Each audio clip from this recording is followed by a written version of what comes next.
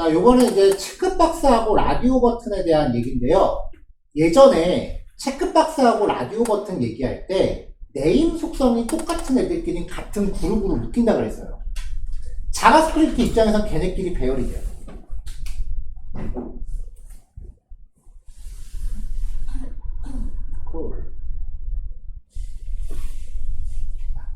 자, 보통 이제 도큐멘트.폼 객체.네임 속성이에요. 네임 속성으로 들어오면은 그냥 네임 속성 똑같은 애들끼리는 그 자체가 배열이에요.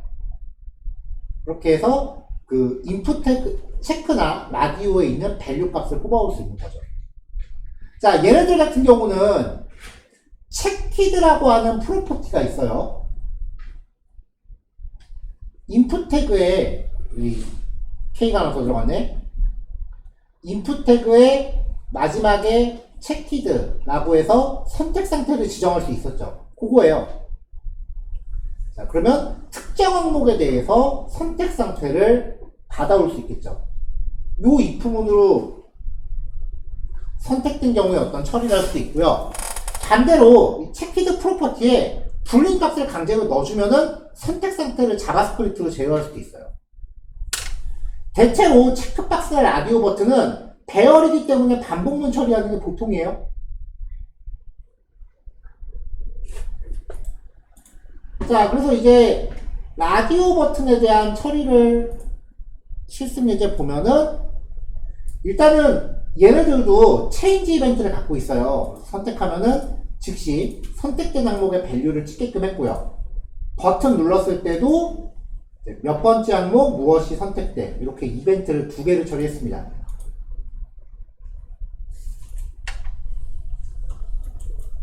자, 여기는 그냥 일반 버튼 넣고요.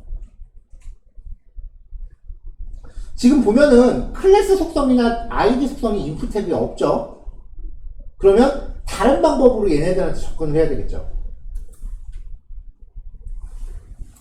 자, 그래서 document.querySelector all로 가져오면서 인풋 태그인데 네임 속성이 서브젝트인 요소에 접근을 합니다. 자, 그럼 얘가 이제 요 네임 특징이 다 갖고 있는 애들이니까 반복 돌아야겠죠? 포이치도 돌아요. 그래서 모두 다 체인지 이벤트입니다. 자, 그러면 선택 상태가 변경된 항목의 밸류 값을 뽑아오는 거예요. 근데 지금 여기 보면은 HTML을 선택한 상태에서 CSS로 선택을 바꿨다. 그러면은 얘 입장에서는 선택이 해제되는 거고 얘 입장에서는 선택이 들어오는 거죠. 그러니까 어떻게 보면은 체인지 이벤트가 2개 다 발생한다고 생각하는 게 어떻게 보면 타당할 수도 있는데 이럴 때 선택이 들어간 애한테만 발생을 해요. 자, 그러니까 이제 CSS를 선택하면 이벤트가 발생한 요소의 밸류 요거예요. 그래서 밸류 값을 여기에 출력을 한 거죠. 키보드로 입력하는 애들 같은 경우는 이용자가 타이핑한 것 자체가 밸류가 되지만 앞에서 봤었던 드롭다운이나 라디오, 체크박스들은 밸류 속성을 꼭 명시를 해줘야 돼요. 이걸 프로그램에서 인지하게 되니까.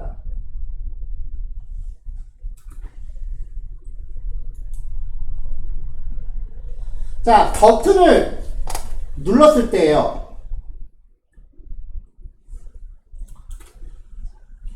쿼리 셀렉터 all로 객체를 가져왔을 때 한꺼번에 여러 개를 가져오잖아요. 이때 제가 뭐라고 설명했었냐면은 배열하고 특성이 비슷한 애가 온다 그랬어요.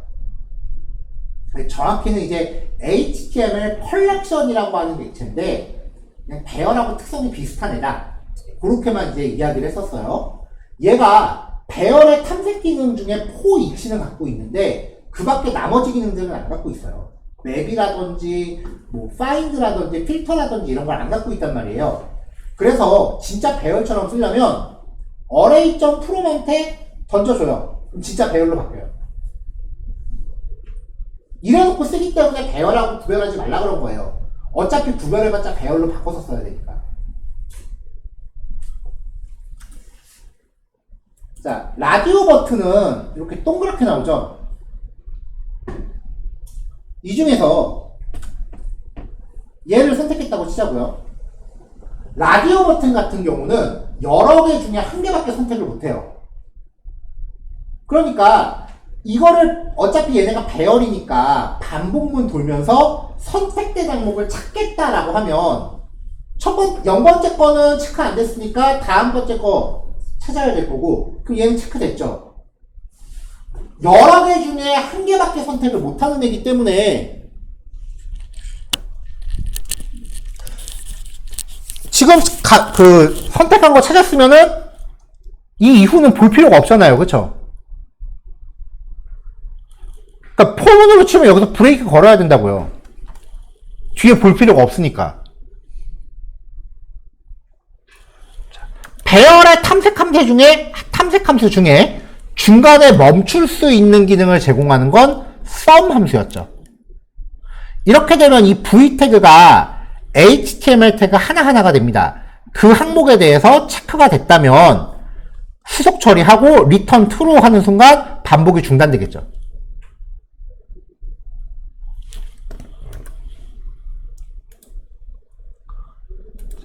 자, 이렇게 해서 이제 선택된 항목에 대해서 탐색하는 게 완성이 되고요.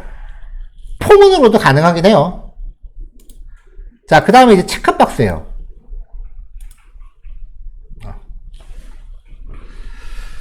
체크박스 같은 경우는 네모나게 생겼어요. 그리고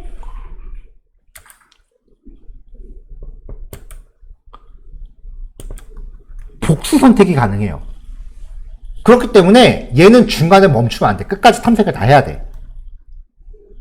마지막에 체크됐을 수도 있잖아요. 체크박스하고 라디오 버튼의 가장 큰 차이가 그거예요. 한 개 선택이냐 다중 선택이냐. 한 개 선택일 때는 반복하다 중간에 그만둬버리면 되는데 다중 선택은 끝까지 탐색을 다 해야 돼요. 그게 라디오와 체크의 가장 큰 차이예요.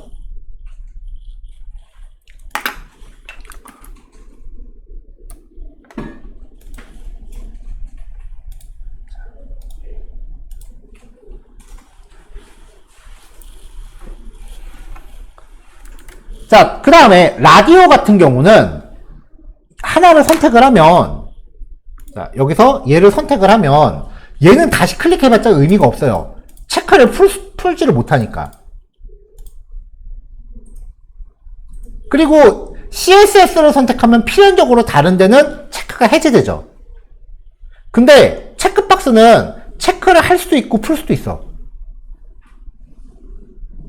하나에 대해서 이벤트가 체크할 때와 체크 안 할 때를 따로 감지를 해줘야 된다고요. 그래서 체크박스가 사용이 조금 더 복잡해요.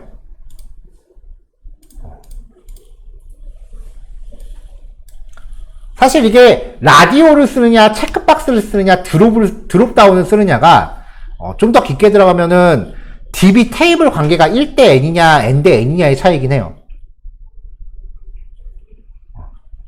뭐 그거는 이제 우리가 DB랑 같이 얘기할 때 할 거고.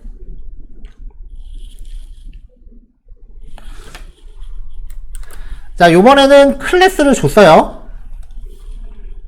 자, 그래서 합이라는 클래스를 갖고 있는 애를 싹 갖고 온 다음에 포이치는 그냥 돌려도 돼요. 자, 이렇게 해서 V 하나하나한테 체인지 이벤트를 겁니다. 아까 말했다시피 체크박스는 얘한테 체크를 할 수도 있고 체크를 해제할 수도 있단 말이에요. 그때마다 전부 체인지 이벤트가 발생을 해요. 자, 그래서 일단 이 콘솔 영역을 가져온 다음에 이벤트가 발생한 자신의 밸류 값을 일단 넣어줬어요. 그럼 농구에 대해서 체크하면은 베이스볼이란 문장을 이제 여기다 넣은 거지.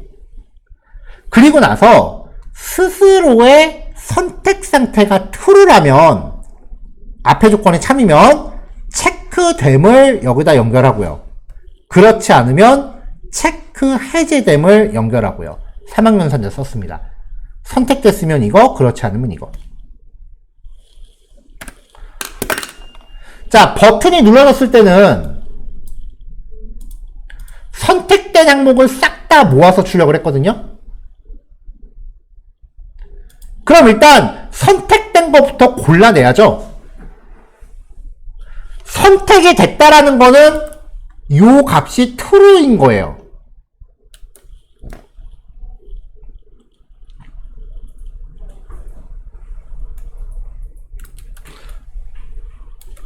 자, 고전적인 방법은 이거예요. 빈 배열을 만들어 놓고 만약에 체크박스에 대해서 반복 돌면서 V번째 항목이 선택이 됐으면 선택된 항목의 밸류 값을 여기다 푸시를 한 거죠. 이것도 완전 고전은 아니에요. 왜냐면 전통적인 포문이 아니니까. 그러니까 체크박스는 일단 선택된 것만 골라내는 게 중요해. 자, 자바스크립트 배열 함수에서 조건이 충족되는 거를 골라내는 함수. 필터였습니다. 자바스크립트 배열 관련 함수는 모던 자바스크립트에서 굉장히 많이 쓰이기 때문에 완벽하게 체화시켜야 돼요. 자바스크립트는 포문 못 돌려도 돼. 실제로 포문을 쓰는 경우가 거의 없어요. 요즘은 안 써. 탐색 함수로 더 많이 쓰지. 자, 화살표 함수로 바로 넘어갑니다. array.from 체크박스 배열로 바꿔요. 필터 겁니다. 그러면 이 배열의 원소만큼 콜백이 실행되겠죠? 배열의 원소는 체크박스네요. 자, 이 필터 함수는 true를 리턴하는 경우에 그때 V만 여기에다 배열로 모아요. 얘는 선택됐는지 안 됐는지를 불린으로 저장하는 거니까 선택이 돼 있으면 true겠지. 그러니까 요거 자체가 선택된 애들만 따로 모아내는 거예요. 콘솔.로그로 찍고 있으니까 봅시다.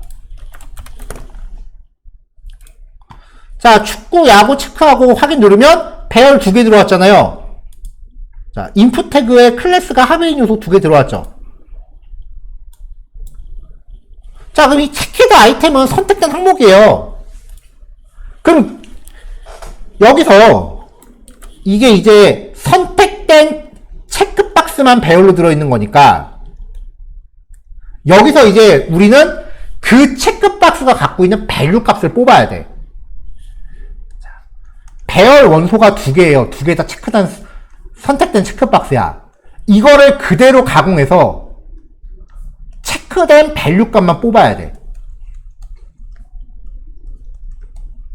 원본 배열을 가공해서 사이즈가 똑같은 새로운 배열을 만들어낼 때 쓰는 거는 맵입니다. 자, 선택된 항목 갖고 맵을 돌려요. 그래서 V의 밸류만 뽑아서 리턴하면은 여기에 V의 밸류만 배열로 쌓이는 거죠. 다시 한번 말하지만 요즘 자바스크립트는 폼은 안 돌려요. 다 이렇게 해결하지. 자, 요거 2줄이 내용이 되게 큰 거예요.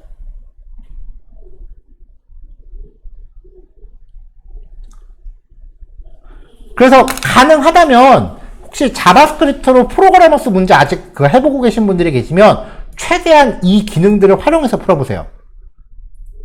요즘 자바스크립트는 진짜 포, 가로 열고, let i는 0부터 시작하면은 아예 그런 코드는 거들떠도 안 봐. 포폴 코드에서. 자, 이렇게 해서 체크랑 라디오까지 봤어요. 이제 체크박스 관련해서 마지막 예제입니다. 많이 쓰는 기능인데요. 요거요. 하나 누르면 다 선택되는 거.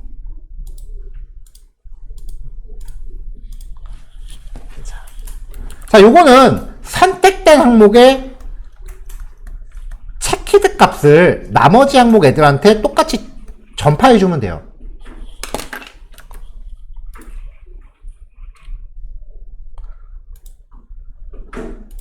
자, 이것도 이제 단순한 처리랑 좀 복잡한 집 여러 개를 동시에 처리하는 거랑 비교해서 보여드려 볼게요. 보통은 이런 기능 만들려고 그러면은 이렇게 짜요. 자, id 올 체크에 대해서 체인지 이벤트를 걸어요. 그럼 얘가 체크가 되거나 체크가 해제되면 이벤트가 발생을 하겠죠. 그럼 그때 합이라는 클래스를 갖는 애를 싹 가져와서 이벤트가 발생한 주체, 여기서 이벤트가 발생한 주체는 얘잖아요. 이 녀석의 선택 상태를 합이라는 클래스를 갖는 나머지한테 다 똑같이 전파를 해요. 그러면 이 녀석의 체키드 상태가 여기 3개 똑같이 복제가 되는 거잖아요. 근데 이렇게 코드를 짤 때 단점이, 자, 우리 체크박스 한 세트 더 늘려볼까요? 라고 하면은 이 코드를 그대로 하나 복사한 다음에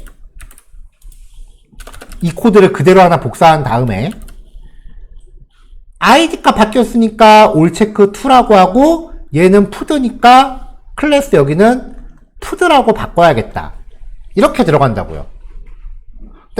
근데 틈날 때마다 강조하지만 자바스크립트 코드가 다른 프로그래밍 언어하고 약간 다른 느낌이 뭐냐면 얘는 모든 대상을 집합으로 보는 습관을 들여야 돼.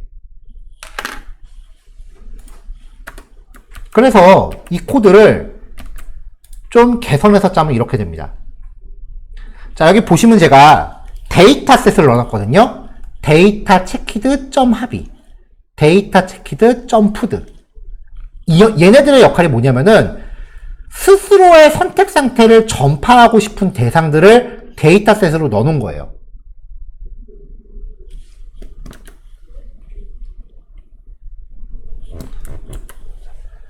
인풋 태그인데 데이터 체키드라는 속성을 갖고 있는 애. 그럼 여기선 체크박스 두 개잖아요. 그 녀석에 대해서 쿼리 셀렉터 올로 가져와요. 그리고 반복 돌려요. 그럼 여기서 말하는 V는 얘하고 얘가 됩니다. 그 V한테 체인지 이벤트를 걸어요. 일단 얘가 두 번째 V죠. 지금 스크롤 공간상 두 개를 다 표시하지 못하니까 하나만 표시할게요. 얘가 V야. 자, 얘한테 체인지 이벤트 걸었어. 만약에 여기 체크가 바뀌었다. 그러면 일단 스스로를 가져왔어요. 스스로의 데이터셋 중에 체키드를 뽑아. 그럼 이 값을 뽑는 거죠. 자, 타겟 셀렉터가 점 푸드예요. 일단 로고 찍어서 확인했고요. 도큐멘트 점 쿼리 셀렉터 올한테 이걸 줬어. 점푸드를 준 거야. 그럼 얘네가 요 객체가 되겠죠.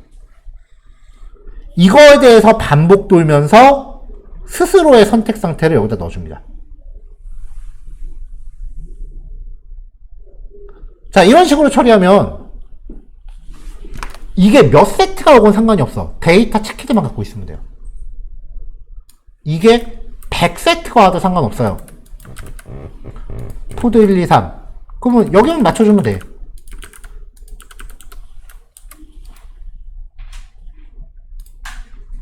처리하면은 각각 이렇게 전파가 가능하다는 거죠. 그래서 자바스크립트는 늘 여러 개를 동시에 처리하는 코드를 연구를 해야 돼요. 보통 이런 걸 확장성이라고 해요. 실무 코딩할 때 보면은 하나를 고치면 다른 데가 이제 수정이 연달아서 발생하는 경우가 굉장히 흔해요. 그걸 이제 사이드 이펙트라고 하거든요. 그게 최대한 없는 상태에서 내가 기능의 추가나 수정이 용이하게 짜는 게 어떻게 보면은 경험이에요. 그런 건 경험치에서 나와요.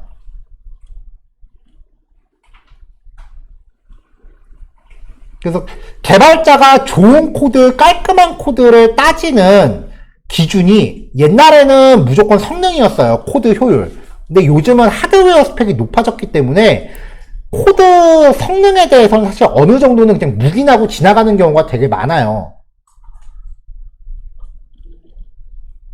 그것보다 더 중요한 게 코드 확장성이에요. 코드를 얼마나 수정을 안 하고 내용을 내가 더 추가하는 게 용이한가. 그래서 실무자들 코드랑 이제 실무 경험이 없는 경우의 코드를 비교해 보면은 그 확장성에서 큰 차이가 나오는 경우가 많아요. 그 확장성 때문에 일부러 어느 정도의 코드 효율은 포기하는 경우도 많고요. 왜냐면 그거야 요즘 하드웨어 스펙으로 문제될 일이 없으니까. 그래서 실무적인 관점에서 접근하는 코드랑 학문적인 관점에서 접근하는 코드는 성격이 좀 굉장히 달라요. 코딩 테스트 같은 경우는 전적으로 학문적으로만 접근하는 거기 때문에 그래서 제가 실무자 채용할 때 코딩 테스트 보는 걸 좀 반대하는 느낌이에요. 왜냐면 코딩 테스트 잘 봐도 실무 코드 시키면 이상하게 짜는 경우 되게 많아. 여러 명이 같이 일해본 경험이 없기 때문에 그냥 자기 코드만 짜는 경우 되게 많거든요. 근데 그런 건 경험을 해봐야 돼요. 자, 여기까지요.